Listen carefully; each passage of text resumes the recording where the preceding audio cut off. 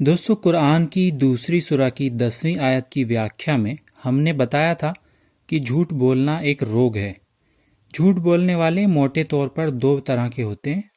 एक वे जो जानबूझकर झूठ बोलते हैं और दूसरे वे जो अनजाने में झूठ बोलते हैं। अनजाने में जो लोग झूठ बोलते हैं उनके बारे में 11वीं आयत में बताया गया। और जब उनसे कहा जाता है कि ज़मीन में बिगाड़ ना पैदा करो, तो कहते हैं हम तो केवल सुधारक हैं। यानी कुछ लोग ऐसे भी होते हैं जो अपनी हद में यही समझकर काम करते हैं कि हम भी या हम ही सुधार का काम करते हैं या बिगाड़ को मिटाने की कोशिश करते हैं।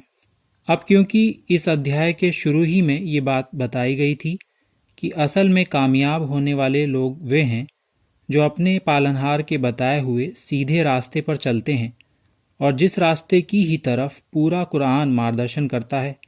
और 10वीं आयत की व्याख्या में हमने बताया था कि कुरान के मार्गदर्शन पर इसलिए चलना चाहिए क्योंकि दुनिया और दुनिया के लोग जाने अनजाने जिस जिस नियम को अपने लिए पहले इस्तेमाल करो फिर विश्वास करो कि लंबी प्रक्रिया के बाद संशोधन पर संशोधन यानी ट्रायल एरर एंड अमेंडमेंट करके अंत में अपनाते हैं और जिसको सबसे अच्छा नियम और पूर्ण नियम महसूस करते हैं, उस नियम के अध्ययन से पता चलता है कि वो नियम तो इस्लाम के बताए नियमों में पहले से मौजूद है। तो अब ये कहा जा सकता है कि ईश्वर ने कुरान अवतरित करके चाहा कि मानव जाति पहले दिन ही जान ले कि कौन सा नियम उसके लिए सर्वोत्तम है और इस प्रकार मानव निर्मित नियमों के कारण उसका मूल्यवान समय और योग्यता नष्ट न होकर जहां एक तरफ इंसानों के उत्थान और विकास में लगे, वहीं दूसरी ओर धरती पर इस प्रक्रिया यानी ट्रायल एरर एंड अमेंडमेंट की वजह से बिगाड़ भी न फैले।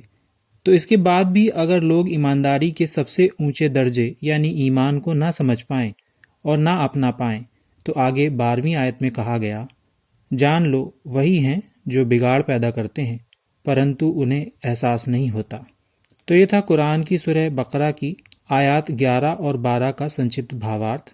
जल्द मिलते हैं इस अध्याय की अगली आयतों के अनुवाद और व्याख्या के साथ। अगर आप इस्लाम से संबंधित किसी तरह की जानकारी चाहते हो या आपका कोई सवाल हो या इस्लाम से संबंधित किसी पुस्तक का अध्ययन करना चाहते हो तो हमें कमेंट बॉक्स में लिखें। धन्यवाद।